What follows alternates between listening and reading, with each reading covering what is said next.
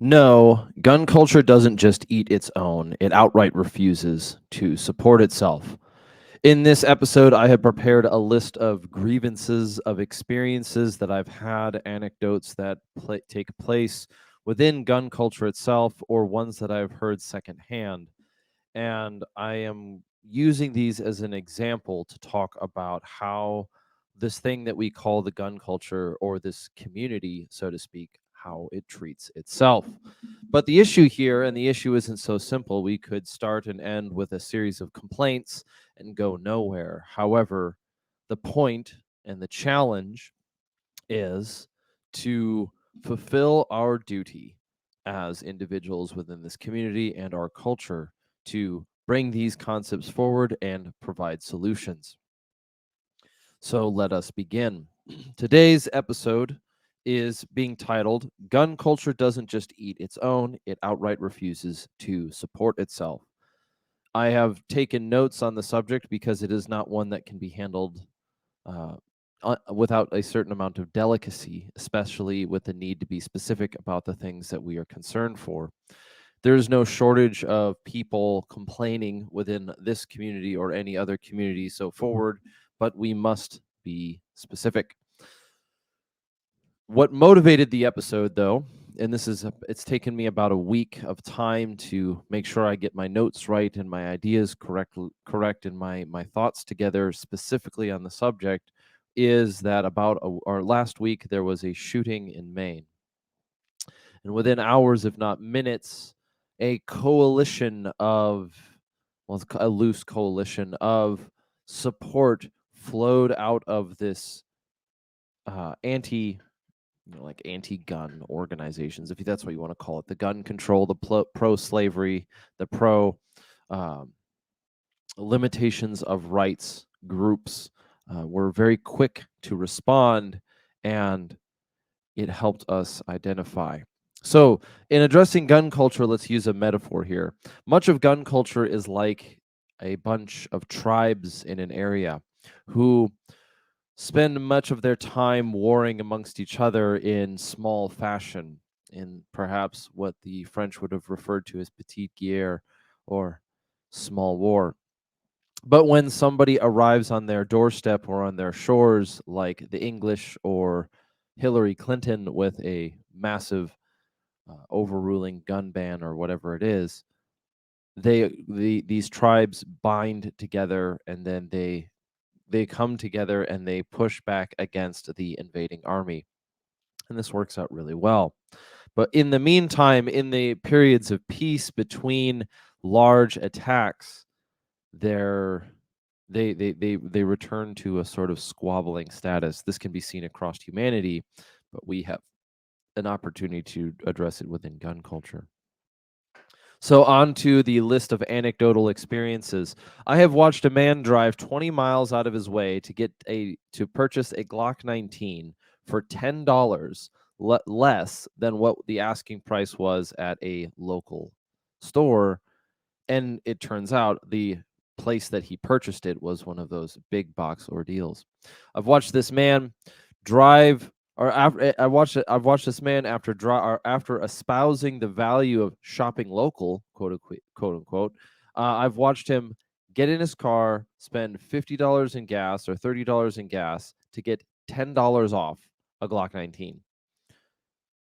And not only did he spend more on the gas than the money that he saved on the handgun, but he also purchased it from a big name, a big brand, or whatever it was. So certainly your supporting local only goes as far as your $10 commitment. I have watched an employer offer minimum wage to an employee with over 10 years of professional experience with the receipts to show. And he did this without a sense of irony, expecting, well, it's a hobby. You don't get to get paid well for this position. And then he wondered why he couldn't retain employees for longer than 6 months. I have seen companies nearly go bankrupt or bankrupt their own employees, offering them gifts and little trinkets instead of just a little bit of a raise to compensate for the cost of living adjustment in their area. And then once again, the employer will go back to complaining about turnover, that no one's loyal anymore. I have seen, I have been told by an employer who, or not even an employer, I've been told by an employer that after bringing receipts for the money and the value that I produced for a company, I got told that I'm not going to receive any compensation for my work done because, quote, there are 50 more like you in line who will take your job willingly without asking. I have seen companies take a man who's built millions of dollars into a company, let him go for no explained reason, and hire somebody younger because they can pay him half his wage. I have seen people in this industry I've seen citizens or individuals in this industry refuse to pay an instructor $250 because that's too expensive, and then immediately turn around and complain that they're being gatekept from the content of that course. I've watched people who run a range, a long distance range. I have watched them struggle to get by and have difficulties retaining membership, only to discover that when you're there and you're younger than 40 and you have an AR-15, you can't get 2 shots off without getting harassed by some old geezer who hasn't figured out that he's so far behind the times that his faded NRA hat should have been a warning sign, that people see him in his garb and avoid him. I have seen people I have heard stories from even the owner of TaxSwap, who was on the show almost a year ago, maybe about a year ago. I've seen he told a story about how one user of the platform who had been making his living selling products on TaxSwap for free say that he would never ever be willing to offer the publisher or the producer or the owner of the website even $10 in order to use his platform. So we've seen quite a list of issues in this industry. I've heard of high-ranking individuals in big-name companies eventually get revealed or eventually get discovered to be advocates for the banning of their own products from their own customers. We've seen people talk about the importance of community, but when it comes to the harder times that we're facing or we have faced, they isolate and hoard and prevent anybody else from uh, being a part of their world. So the gun culture itself has no shortage of issues and grievances, whether it's conflicts between groups, whether it's between employers and employees, whether it's between influencers and marketers and money, or the exchange of product or the exchange of time. It's have you ever heard somebody complain about how everyone who's an influencer is a shill getting paid for their fake reviews, but then approach you hat in hand asking for free stuff as soon as they feel like you can get it for them? How many of you have lost friends in this industry because you found out that the only reason why they were spending time with you or interested in getting to know you was out of the hopes of getting something for free? There's no such thing as a free lunch. There's no such thing as a or there is no such thing as a free lunch. And in this industry, you get what you pay for. Some people pay with blood, sweat, and tears. Some people pay with time invested and value exchanged. Some people pay with the US dollar, and some people pay with merely their attention. But the question that we face here is how many of us at all, whether we are employers, whether we are businesses, whether we are influencers, whether we are citizens or individuals or community members, how many of us are living on the free subscription model, complaining that we don't receive the same treatment as those who are adding value to the system? The gun culture doesn't have an easily defined limit. It's not a easily rostered community. In fact, there's a whole bunch of ambiguity based inside of it, but we still have tried to, over the last decade, center ourselves more on values than on items, and that is part of what this show is about. But there is no such thing as a free lunch, and that phrase is something that gets stated often. Um, that phrase gets stated often out of sort of jest and insincerity, and we're going to take a minute to break down how it applies to this community. One element of complaint that takes place, not exclusive, but very loudly within the gun culture, is that influencers, or people who spend their time online producing shows like this, or more specifically, shows like Grand Thumb, Admin Results, anybody who does anything for Leviathan Group and so forth, is that influencers are all just given free stuff or paid to make reviews. And if you don't know who I am and where I've been in this culture, I can tell you something of sincerity. The only publications that offer money are the only publications and editors and individuals who accept money in exchange for favorable reviews are the ones whose reputations are so tarnished you very rarely see them working in this industry anymore. The military, especially in the heights of special operations and JSOC and so forth, has a term called persona non grata. And that term is sort of like a depersoning. In other words, this person, if they are, it's sort of like excommunication is the best way to say it. Persona non grata within the being labeled persona non grata within these institutions and organizations is essentially being excommunicated from that community permanently. Persona non grata almost means like what is the Latin for it? Let's just look it up here. I used to let's see. Persona non grata is an unacceptable or unwelcomed person, and so I had to research that because I think I thought it had something to do with being almost like denamed, but we'll get past that. So persona non grata, like excommunication, exists within the military world, and those who are within the communications or the publication side also have a blacklist, and that blacklist is private and it changes a little bit from group to group or person to person. But the way that somebody gets their name on the blacklist, where no publication will work with them and no publication or producer will spend time with them, is one, if a person accepts free stuff for no work exchanged, and a person uses their credentials to get free stuff in exchange for work, but then doesn't do the work. Or more importantly, if a person is discovered to be accepting a certain amount of money or accepting money in exchange for favorable reviews. And so as much as that might be an explanation for those within or those who are outside of that circle, there's something to be said here about how our economy works as well. For those who are concerned or frustrated that everybody in this industry except for them is getting something for free, let me explain this to you.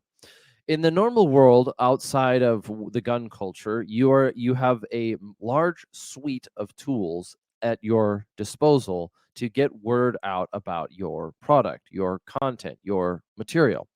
You can use Google ads, Facebook ads, Instagram ads. You can use social media. You can use all of these different platforms to openly and to openly and directly advertise your product, which will use algorithmic learning to use the collected data on potential customers to target them with ads that are specific to your product.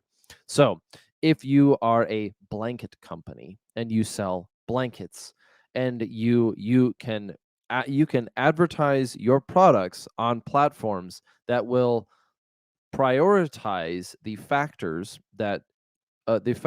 in customer. They'll prioritize customers who have the factors which have been determined to be understood as more likely to buy your product. It's a very It's a very bad way of saying it.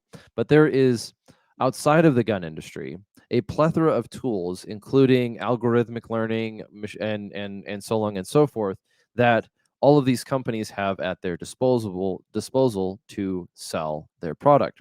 The gun culture does not. You cannot Daniel Defense. Let's just use Daniel Defense as an example because they've been in the hot seat for a little while.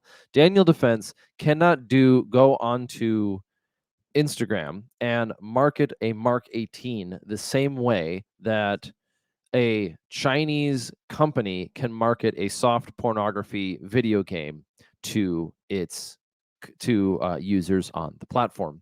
Daniel Defense cannot market a rifle, their Delta 5, their newer Delta 5 Pro or whatever the name is it for now. They cannot market that firearm in the same way that somebody can market, say,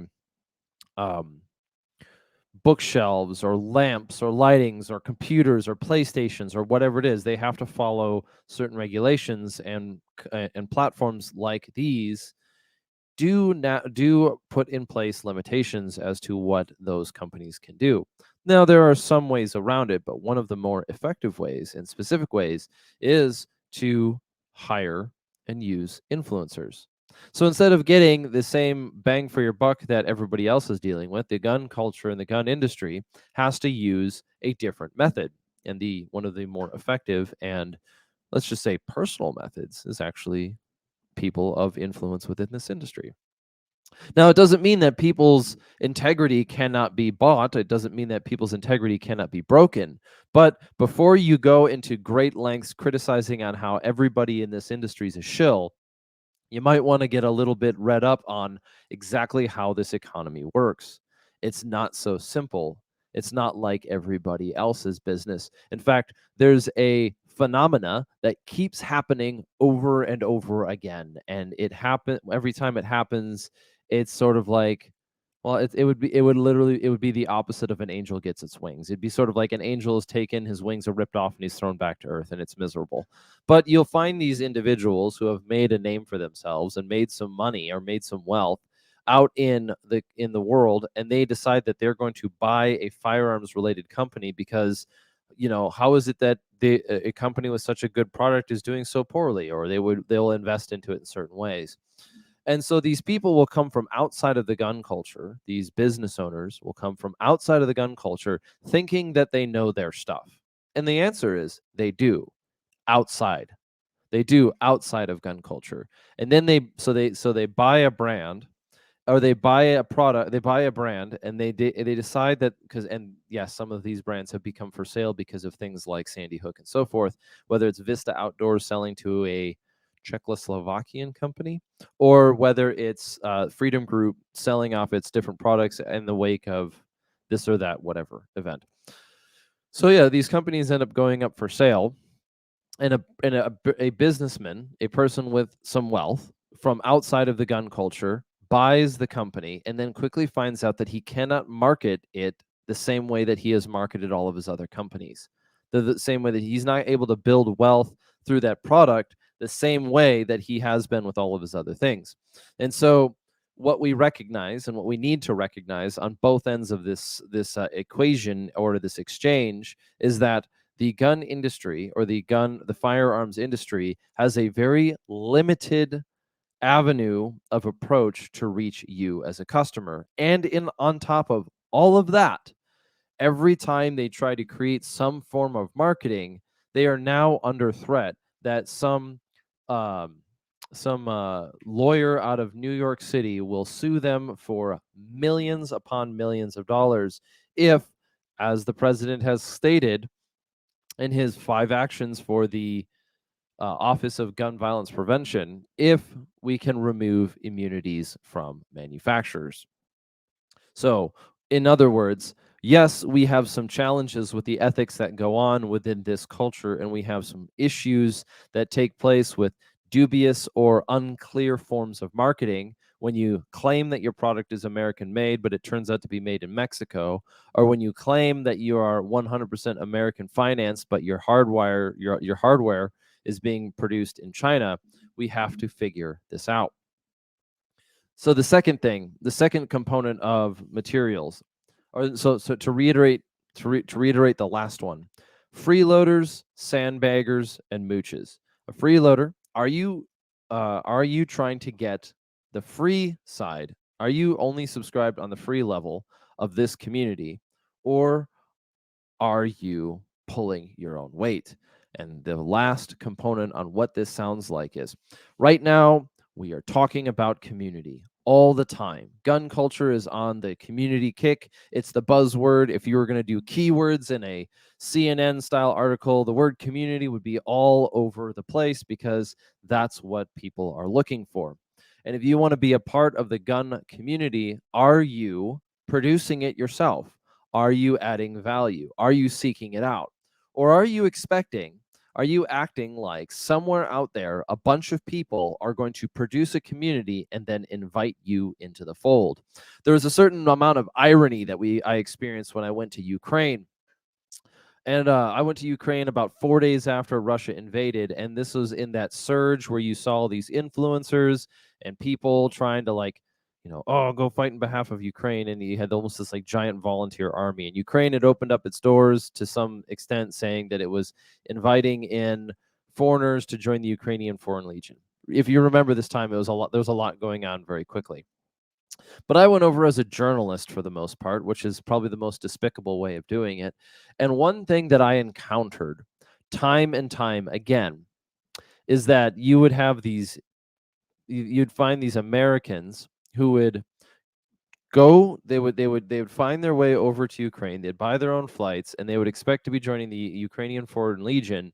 And they had this attitude, like as soon as they entered the country, they'd be hailed as a hero, given a set of quad nods and a suppressed AK-74 or whatever, and then integrated into some secret super special Russian, or I'm sorry, secret super special Ukrainian special operations group, and then go fight the Russians. When in reality, they were probably given something that hasn't seen the light of day or oil or any sort of oiling or maintenance since the 80s, and they were expected to protect a gateway or fight in a trench.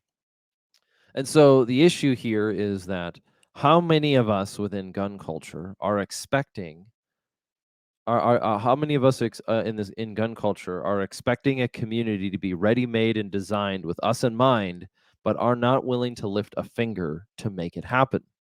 But how do you solve this? Go out and talk to people. Join a community, join a church, get involved with locals, ask around, play the long game. I'm saying get out of your house and get over your lack of self-confidence. I believe in you. That's all that's needed right now. So where are we at in this episode today? We've talked about some of the grievances that we've addressed, and now we've talked about freeloaders and mooches. The next thing on the list is how much of us within gun culture tend to hoard information. I see this mostly within the intel side of the gun culture. This is the people who devise their aesthetic and their identity around this idea of being like an intel guy, like they're helping spread good information about threats that are going on. They're kind of like a halfway point between the propagandistic big company news media and the gun culture, which is a good place to be. But how many of us are hoarding useful information for the sake of releasing it at just the right time so that it makes us look good? This is a quick point to state, but it's something that will be poignant to those who know what I'm talking about and to those who are in this community. And that is your goal in bringing valuable intel and information to this community, is your goal to bring valuable intel, or is it to look like the guy who brings valuable intel? Quite literally, it is the gun culture intel version of that Socrates challenge. Are you trying to be thought of as wise, or are you trying to be wise? Are you trying to bring valuable intel to this community, or be thought of as the guy or gal who brings valuable intel to this community? This criticism and challenge is pretty short because I think most of us are able to identify it quickly, but this is one for us to look inside. How much of the information that we spread is purely there for our perceived benefit?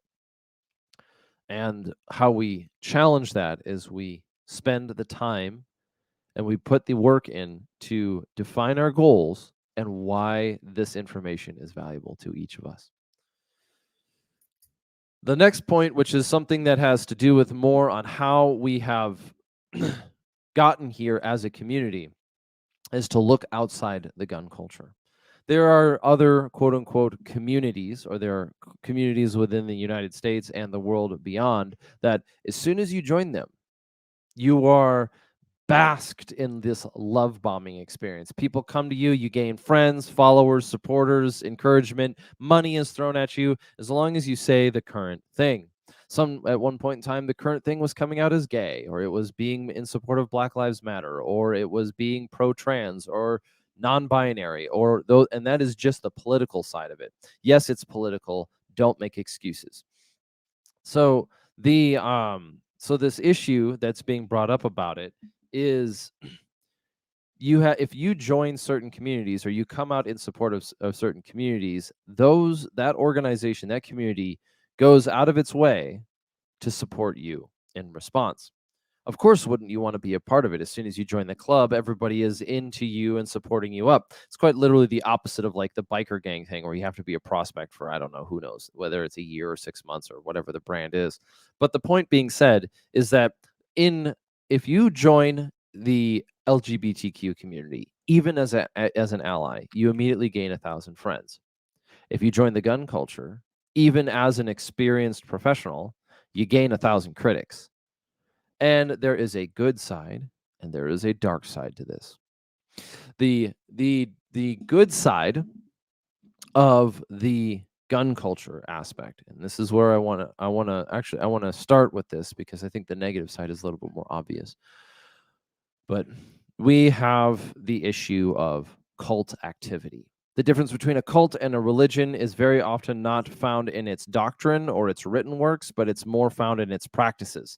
A cult usually engages in something, can be easily defined as something that engages in something called love bombing.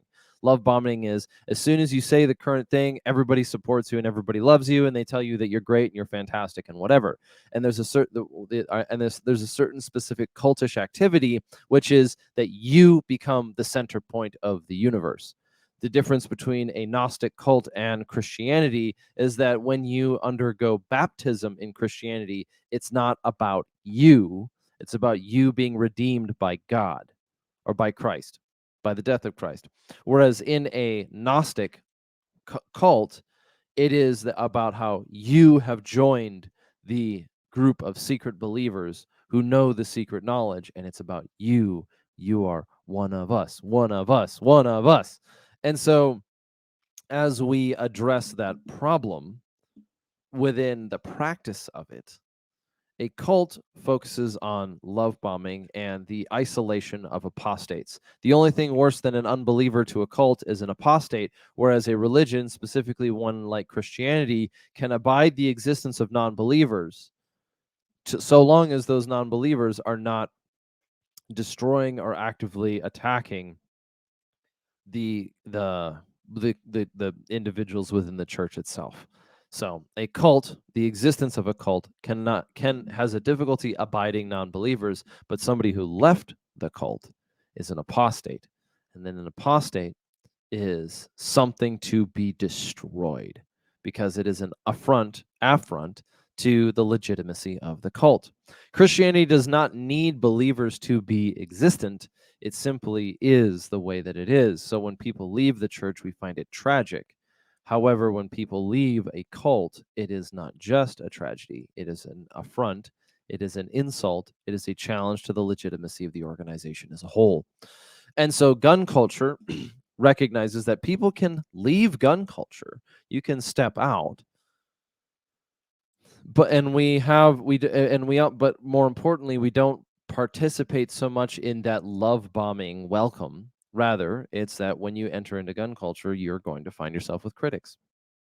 How many of us support one another when we join the group? How many of us add value to the team when somebody else joins our ranks? What are we sharing? What are we hoarding? What are we doing for ourselves? The advantage here, the good thing, is that what we can safely say is that the gun culture community or whatever is not specifically a cult. We might use it as a joke, we might use it as a community phrase, but we know it as a sense of humor. But and one of the ways that we don't participate, one of the ways that we avoid being are some of the cultural pitfalls that face other movements or communities is that we do not engage in the same amount of love bombing. But the problem stands on the problem remains. Do we actually support one another? And the answer is no. No, we do not. We do not support each other. We do not provide an alternative or a counter to that criticism.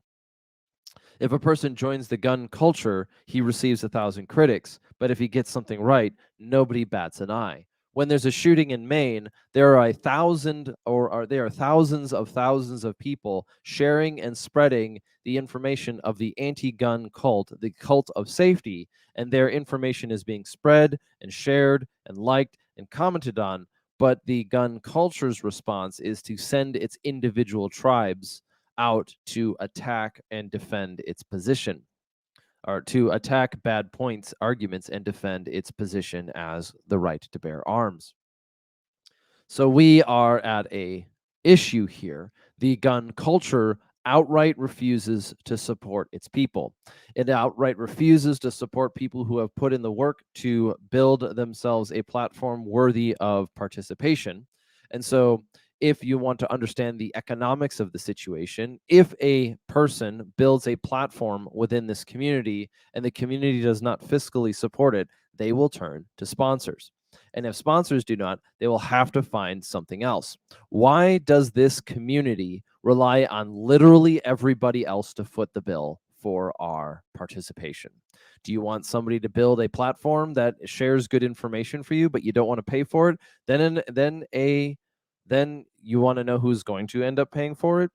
It's either going to be an advertiser or, Lord willing, YouTube will monetize the channel or whatever, or they're going to have to sell merch or something, but you don't get anything for free. And the non-cult nature, perhaps the anti-cult nature that exists within gun culture, works in our favor on the one hand, but does not have a backstop.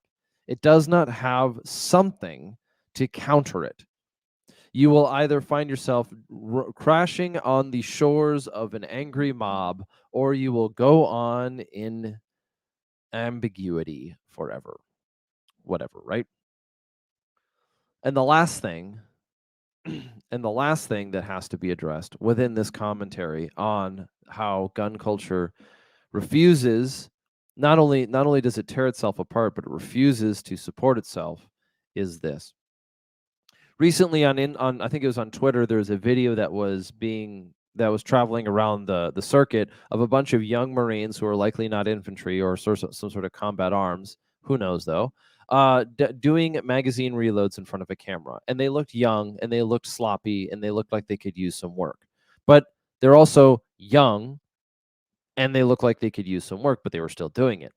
And the entire for a while, all of the comments and all the direction that I saw, there are a lot of the challenges that I saw in reflection to these people were older veterans who had gotten out of the military who were talking about how the standards were falling. Look, man, I was in the Ranger Battalion 10 years ago. I can say back in my day, back when it was hard, all day long. I can say that. But what the problem that it produces and the challenge that it produces to this community is, if you were in the military and you are an NCO and the standards fell while on your watch, are you not responsible? I don't care if the officer's a curmudgeonly shitbag. I don't care if every single element of the community is against your position. The point that we're trying to address here is, if you were the NCO in charge of privates, minions, whatever, and during your watch the standards fell, do you really get to blame the institution for the way that things are collapsing?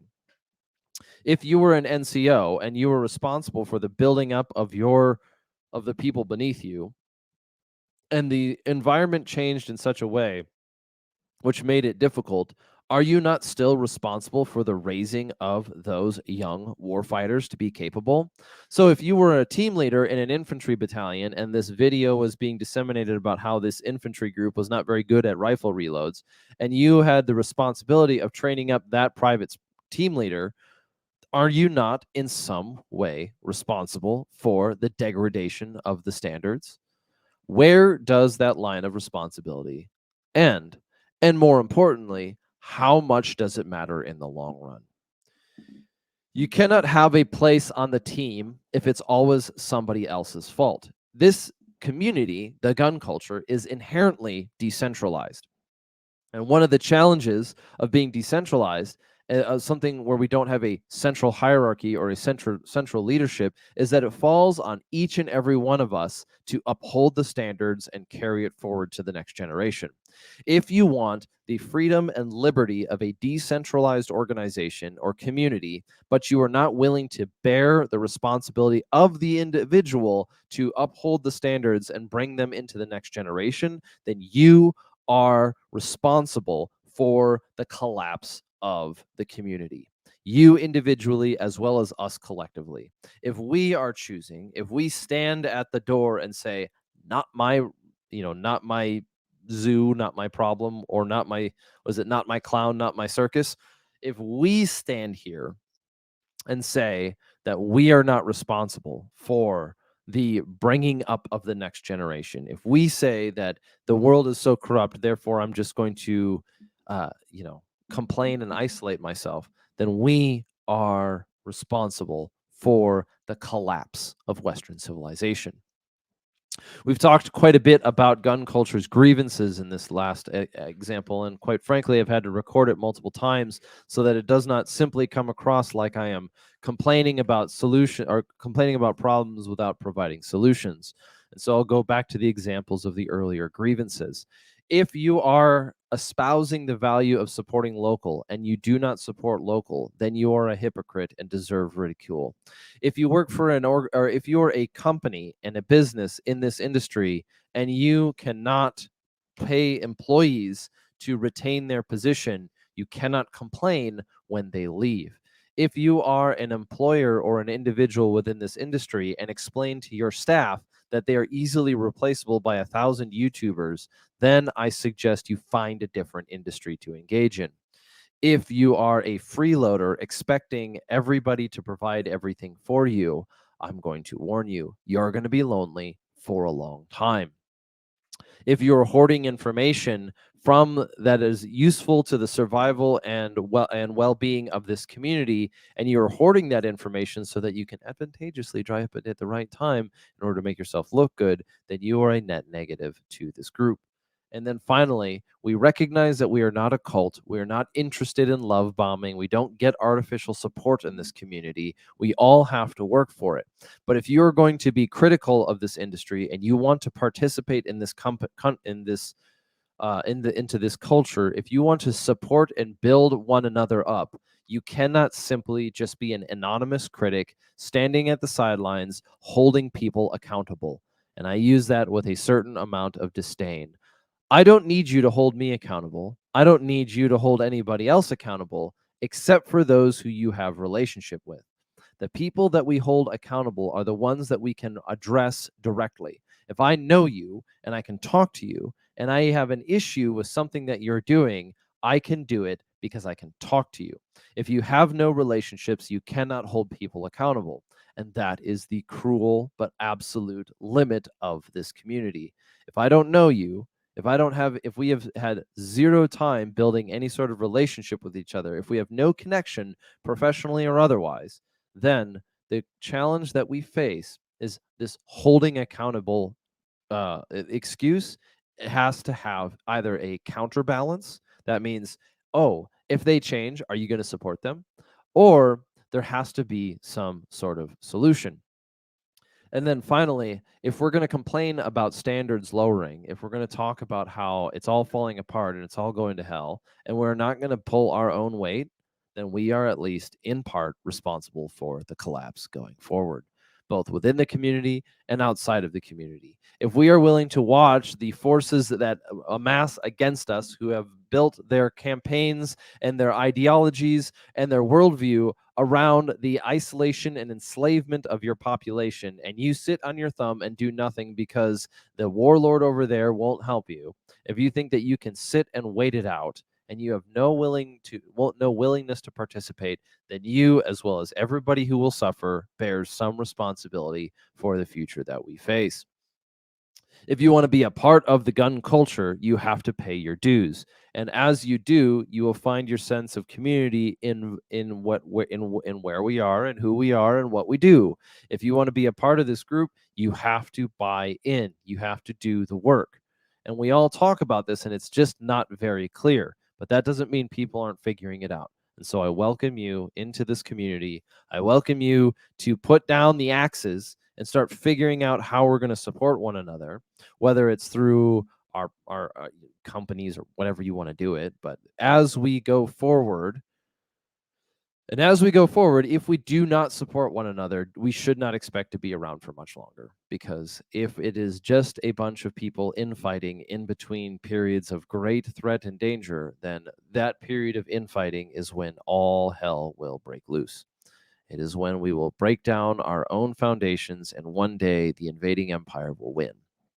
So, if that is who you are and you want to be a part of this community and you want to hold the standards and you want to build up the next generation, I welcome you to join us, and we will be leaving this episode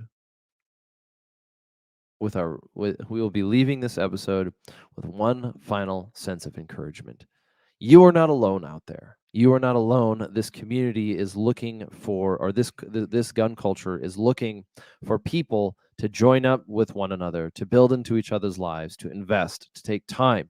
There are people within this culture and this community who are looking to no longer be isolated. And so if you are finding yourself in that position, I suggest you reach out. You get to know one another. You can reach out to us here over at Redacted, and we will see if there are ways that we can continue staying together as a community. If you want to support the community, you know how to do that. You can either support products like this or productions like this one through our locals, or you can head over to anybody else. It's not really about that. The issue is, and the point that I'm trying to address, is that the enemies and the people that we are up against are very, very much so willing to support one another. But when it comes to this community, nope. We hold our cards so tight to our chest that it will be our destruction. That being the case, thank you for joining in. Thank you for listening. If you are a part of this, I thank you very much. That being the case, go forth and conquer.